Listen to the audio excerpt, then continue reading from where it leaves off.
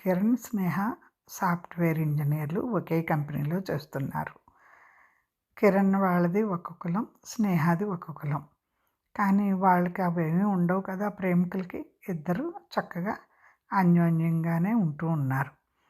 కానీ ఈలోగా ఇంట్లో చెప్పాలి కదా అని అనుకుంటుంటే కిరణ్ చెల్లెలు కూడా సంతోషిస్తుంది. సంతోషించి, అవును కదా! నేను కూడా వేరే కులం వంశీని ప్రేమిస్తున్నాను కదా! ఆ వంశీ కూడా కిరణ్ క్లాస్‌మేటే. కిరణ్‌కి తెలుసు, బెస్ట్ ఫ్రెండ్ కూడాను. ఎలా అని మదన పడుతూ ఉంటుంది. మదన పడుతూ ఉండగా ఇది స్నేహ గమనిస్తుంది. గమనించి, ఎందుకు ప్రియా నువ్వేదో మదన పడుతున్నట్టున్నావు, నాకు చెప్పవా అని బ్రతిమలాడుతుంది. అప్పుడు వంశీతోటి కలిసుండగా వంశీ అంటాడు, చూడు స్నేహ ఎంత భయపడుతోందో. మీరిద్దరూ కూడా ప్రేమించుకుంటున్నారు కదా! అందరం మనం అందరం కూడా మంచిగానే ఉన్నాం కదా! మంచి హోదాలో ఉన్నాము. ఎందుకు ఇంకా భయం అని వంశీ అంటాడు. అప్పుడు స్నేహ నీకేం భయం లేదు. మనం ఎలా జరగాలంటే అలా జరుగుతుంది. మాది అదే పరిస్థితి కదా అని వాదారుస్తారు ప్రియాని. అయితే ఇంక తల్లిదండ్రులకి చెప్పారు. కానీ వాళ్ళు ససేమిరా అన్నారు. ససేమిరా అంటే సరే అని తిరిగొచ్చారు. ఫ్రెండ్స్ అందరూ కలిపి మీరేం భయపడకండి. మీరు చేస్తున్నది మంచి పనే. మీ మంచితనం గురించి మా అందరికీ తెలుసు కదా! అని రిజిస్టర్ మ్యారేజ్ చేసేసారు అందరూ కూడి. అప్పుడు వారు సంతోషంగానే ఉన్నారు. పర్లేదు మనం ప్రయోజకులమే కదా! మనం ఏ తప్పు చేయలేదు కదా! అని హ్యాపీగా ఉన్నారు. వాళ్ళు ఒక ఓల్డ్ ఏజ్ హోమ్‌కెళ్ళి చక్కగా అందరికీ భోజనాలు పెట్టించి, ఒక 10 మంది పేద విద్యార్థులకి డొనేషన్ ఇచ్చి, చదువులకి కొనసాగించమని, ఇంకా కొంతమందికి కంటి ఆపరేషన్ చేసి, ఇలా మంచి పనులు చేసి, ఓల్డ్ ఏజ్ హోమ్ వాళ్ళు ఎంతో ఆనందించి వాళ్ళని ఆశీర్వదించారు. వీరి సంగతి తెలిసి, మీకేం భయం లేదమ్మా, మీరు మంచి పనే చేశారు. మీరందరూ మంచి మనసున్న మనుషులే కదా! మీ పెద్దవాళ్ళు తప్పగా అంగీకరిస్తారు. ఎందుకంటే మీరు చేసింది ఏమీ తప్పు కాదు. వారే తెలుసుకుంటారు తల్లి మీ మంచి పనులన్నీ తెలిస్తే అని ఆశీర్వదించి, చక్కగా వెళ్ళి రండమ్మా మీ పెద్దవాళ్ళ దీవెనలు అందుకోండి అని చెప్పి పంపిస్తారు ఊరికి. అప్పుడు నలుగురు కలిపి ఊరికి వెళ్తారు. అక్కడ విందు భోజనాలు ఓల్డ్ ఏజ్ హోమ్ వాళ్ళతో కలిపి గ్రాండ్‌గా అక్కడ కూడా అందరికీ మంచి భోజనం పెట్టించి, అన్నీ అయిన తర్వాత హ్యాపీగా వారందరి ఆశీస్సులు తీసుకుని వెళ్తారు. ఇది అందరూ ఇలా ఉండగా ఇంటికెళ్ళిన తర్వాత రాఘవయ్య గారిని కూడా అందరూ అంటారు, ఎందుకండి మీ బిడ్డలు ప్రయోజకులయ్యారు. వారు చేసిన తప్పేంటి రాఘవయ్య గారు? మీరెందుకు బాధపడతారు అంటారు. అప్పుడు రాఘవయ్య గారు కూడా తెలుసుకుని చక్కగా గ్రాండ్‌గా మళ్ళీ అన్ని వేడుకలు వాళ్ళకి దగ్గరుండి చేయించి, ఇలా జరిగింది నాన్నగారు అని ఆ వీడియోలు కూడా వాళ్ళకి చూపిస్తారు. ఎందుకంటే సోషల్ మీడియాలో కూడా వీళ్ళు చేసిన మంచి పనులన్నీ వస్తాయి. వారు ఓల్డ్ ఏజ్ హోమ్‌లో పెట్టించిన భోజనాల దగ్గర నుంచి అన్నీ సోషల్ మీడియాలో వస్తాయి. వారు చేసిన మంచి పనులన్నీ, విద్యార్థులను చదివించడం అన్నీను. అప్పుడు అందరూ చూడండి మీ బిడ్డలు ఎంత మంచిగా ఉన్నారో, ఇంతకంటే ఏం ఆనందం ఉంటుంది రాఘవయ్య గారు అంటే, అప్పుడు జానకమ్మ గారును రాఘవయ్య గారు కూడా మంచివారే. కానీ ఊళ్ళో సర్పంచి, మోతుబరి రైతు, ఆయన అందరికీ మంచి చెడు చెప్పే ఆయన. అందరూ ఏమంటారో అన్న భయం ముందు. మనిషికి ఎప్పుడు కూడా అదే భయం అండి. అప్పుడు ఒకరినొకరు అనుకుని పర్లేదు మన బిడ్డలు ప్రయోజకులయ్యారు, అందరూ మెచ్చుకుంటున్నారు అని సంతోషంతోటి వాళ్ళని ఆశీర్వదించుకుని అక్కను చేర్చుకుని చాలా సంతోషంగా వ్రతం చేసుకుని అందరినీ పిలిచి అందరి ఆశీర్వచనాలు ఇప్పించి చక్కగా అందరూ పొగుడుతుంటే ఆనందంతో ఉబ్బితబ్బిబ్బయ్యారు రాఘవయ్య గారు, జానకమ్మ గారు. తర్వాత పేదలను తీసుకొచ్చి వారికి అన్నదానం, వస్త్రదానం అన్నీ ఇచ్చి వారెంతో సంతోషంగా బిడ్డల్ని ఆశీర్వదిస్తుంటే సంతోషపడి, అమ్మో ఇంతకన్నా మాకు ఆనందం ఏముంది, మేము చేసిన పెళ్ళిళ్ళలో ఇంతకన్నా ఆనందాన్ని పొందుతామా అని చెప్పి వారు చాలా చాలా సంతోషించారు. ఏంటంటే అండి, బిడ్డలు ప్రయోజకులు అవ్వడమే కాదు, వారు చేసే మంచి పనులను చూసి కూడా గర్వించే స్థాయి తల్లిదండ్రులకు కలిగించాలి. అందుకే కదండీ పుత్రోత్సవం నాడు పుట్టదు జనులా కనుగొని పొగడగా తల్లిదండ్రులకు అప్పుడే ఆనందమండి. అంతే కదండీ! వారు అమ్మమ్మలతోటి అందరితోటి కూడా అందరికీ దాన ధర్మాలు చేయించారు. ఎందుకంటే పట్టలేని ఆనందంతోటి వారికొచ్చిన ఖ్యాతి చూసి, బిడ్డను చూసి తెగ మురిశారు. కొడుకుల్ని, కోడల్ని ఆశీర్వదించి చక్కగా ఆలింగనం చేసుకుని, ఇలా ఎప్పుడూ మంచి పనులు చేస్తూ ఉండండి నాయనా అని చెప్పి కూతురిని అక్కున చేసుకుని, కోడల్ని, కూతురిని కూడా ఒకేలా చూసి, వారి మేనత్త కూడా బాబు మీలాంటి మేనల్లుడు, మేనకోడలు ఉండడం నేను చేసుకున్న అదృష్టం అని ఆమె కూడా మురిసిపోయింది. ఇదండి, అందరూ మనం చేసే పనికి మంచి పని చేస్తే అందరూ సంతోషింతారు. కోడల్ని, కూతుర్ని సమానంగా చూస్తూ ఇద్దరిని ఒకేలా ప్రేమించారు రాఘవయ్య గారు, జానకమ్మ గారు కూడా. అంతే కదండి, ఏ బిడ్డైనా ఒకటేగా. పరాయి ఇంటి నుంచి వచ్చిన వేరే కులమైనా ఏమైనా మన ఇంటి బిడ్డే కదా అని చాలా సంతోషంగా కోడలను కూడా ప్రేమగా చూశారు. ఏంటంటే అండి, రాఘవయ్య గారైనా మనమైనా అండి, మనకున్న సహజ గుణం ఏంటంటే ఎవరి పిల్లలైనా ఏదైనా చేస్తే మనం వేలెత్తి చూపుతాం కదా. అందుకని మన పిల్లల దగ్గరికి వచ్చేసరికి మనకు సమర్థించాలని ఉంటుంది, వాళ్ళ సుఖాన్ని కోరుకోవాలని ఉంటుంది.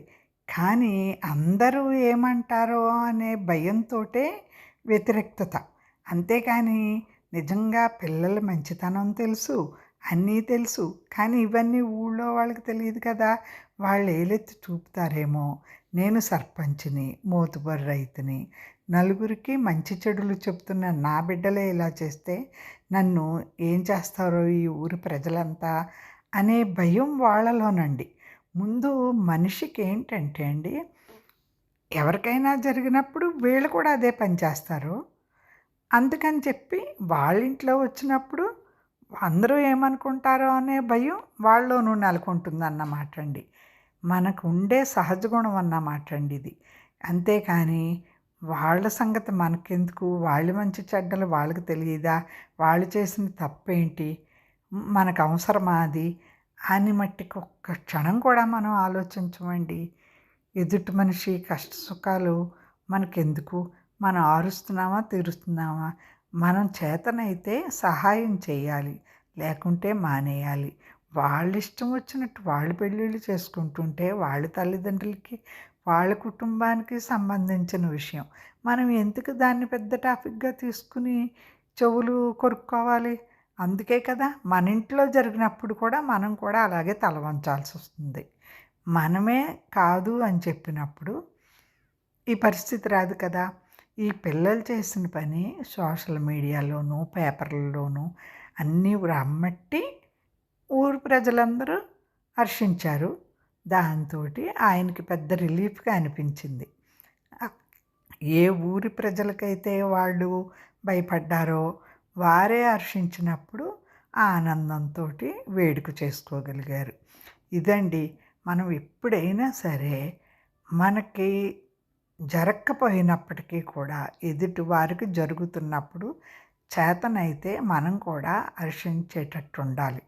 లేదు పక్కకి తప్పుకోవాలి. కానీ వేలెత్తి చూపడానికి మనమెవరమండి, మనకేం అవసరం అసలు వాళ్ళ విషయం అనేది మనం ఒక్క క్షణం ఆలోచించుకుంటే అలాంటి పని మనం చేయమండి. ఎవరైనా చెప్పినా కూడా మనకు అవసరమా అని అనగలుగుతాము. అవును కదండి. నేను ఇంకొక కథ కూడా చెప్పనా. ఇలాగే మనుషులందరూ కూడా రకరకాల కష్టాలతోటి ఉంటూ ఉంటారండి. ఎవ్వరి కష్టాన్ని ఎవ్వరు ఆర్చరు తీర్చరు. అలాంటప్పుడు మనకెందుకండి ఒకరి గొడవ. అంతే కదండి. లేనిపోని తలనొప్పి తెచ్చుకోవడం తప్పితే. మనుషులు తప్పులు చేస్తారండి, కానీ కొందరు మారుతారు, కొందరు మట్టికి మారరు. ఎందుకంటే సోమయ్య మంచి తాగుబోతు అయిపోయాడు. చిన్న ఉద్యోగం చేసేవాడు చక్కగాను.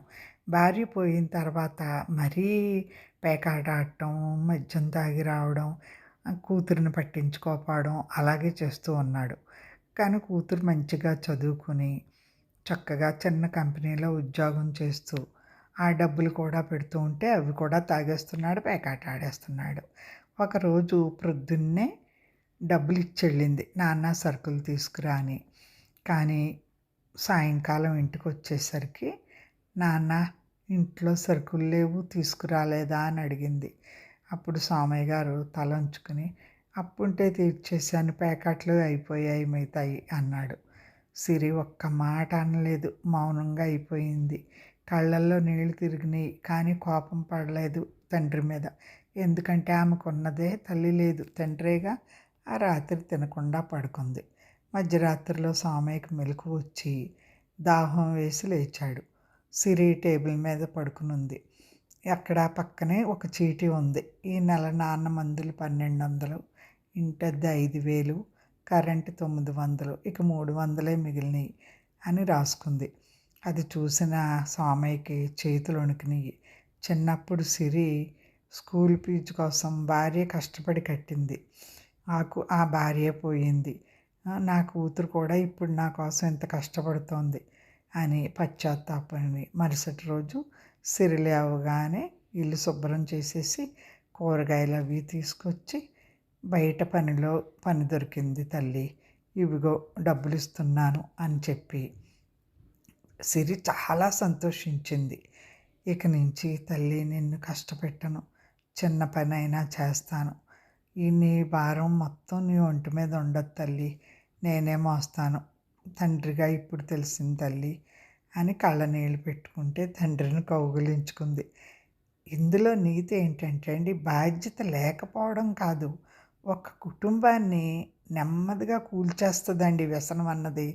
కానీ మారాలని నిర్ణయించుకున్న ఒక్క క్షణం జీవితాన్ని మళ్ళీ నిలబెడుతుందండి కదండి. ఏ మనిషి అన్నా అందరూ సోమయ్య గారిలాగా ఉంటే తప్పు చేసినా కానీ పర్వాలేదండి. కానీ సుబ్బారావు గారు చూడండి, భార్య బిడ్డల కష్టాన్ని మొత్తం తాగి తగలేయడం, ఇంటి మీదకి అప్పుల వాళ్ళని తీసుకురావడం, వాళ్ళకి మనశ్శాంతి లేకుండా చేయడం, భార్య కుమిలిపోవడం, బిడ్డ కుమిలిపోవడం, ఆయనకి మట్టికి ఏమీ పట్టదండి. వాళ్ళు ఎలా పోయినా. ఇలా ఉండగా బిడ్డకి ఒక సంబంధం చూసింది భార్య, మంచి సంబంధం. తల్లి నాకు చాలా సంతోషంగా ఉంది, నీకు మంచి సంబంధం చూశానమ్మా అంది. కానీ దీప్తి అంది, అమ్మా ఎందుకమ్మా ఈ బాధ్యత లేని నాన్నని పెట్టుకుని నిన్ను వదిలేసి వెళ్తానా ఏంటి, నేను పెళ్లి చేసుకోనమ్మా అంది. లేదమ్మా నువ్వు చేసుకోవాల్సిందే అని బ్రతిమలాడి ఒప్పించింది. సరే అని ఒప్పుకుంది దీప్తి. అప్పుడు సంబంధం వాళ్ళు వచ్చారు. వారికి కూడా దీప్తి నచ్చింది, మంచిగా ఉన్నారు వారును. ఇలా ఉండగా సుబ్బారావు గారు తాగి వచ్చాడు. వస్తే బామ్మరుదులు, ఏంటి బావా ఇలాగా, పిల్లకి సంబంధం వచ్చింది కదా, వారి ముందుకి ఇలా వెళ్తే ఎంత అవమానం మనకి అని భార్య చెప్తున్నా వినకుండా వారి ముందుకు వెళ్ళారు. వాళ్ళు ఎలా ఒప్పుకుంటారండి ఇలాంటి ఇంట్లో బిడ్డని? వాళ్ళు మాకు సంబంధం వద్దు బాబోయ్ అని వెళ్ళిపోయారు. భార్య కుళ్ళి కుళ్ళి ఏడ్చింది. ఈ దీప్తి ఇక మా నాన్న మారడని ఆఫీస్లో రిజైన్ చెప్పేసి చచ్చిపోయింది. క్షణం ఆ అమ్మాయి కూడా తల్లి కోసం ఆలోచించలేదండి. ఇక నా జీవితం ఇంతే కదా అనుకుంది. కానీ ఇక ఆ తల్లి బిడ్డను చూస్తూ ఉండగలుగుతుందా? మనస్తాపం చెంది కుళ్ళి కుళ్ళి ఏడ్చి తల్లి కూడా చచ్చిపోయింది. ఇంకప్పుడు సుబ్బారావు గారు ఏం చేస్తాడు చెప్పండి? అంతా అయిపోయింది జీవితం. ఇప్పుడు పశ్చాత్తాపడి లాభం ఏంటి చెప్పండి? సోమయ్య గారిలా ఈయనకు కూడా మార్పు ఉంటే భార్యాబిడ్డలతో సంతోషంగా ఉండును కదా. భగవంతుడు కూడా క్షమించడండి ఇలాంటి వాళ్ళని. అంతే కదండి, ఇలాగే ఉంటూ ఉంటారు.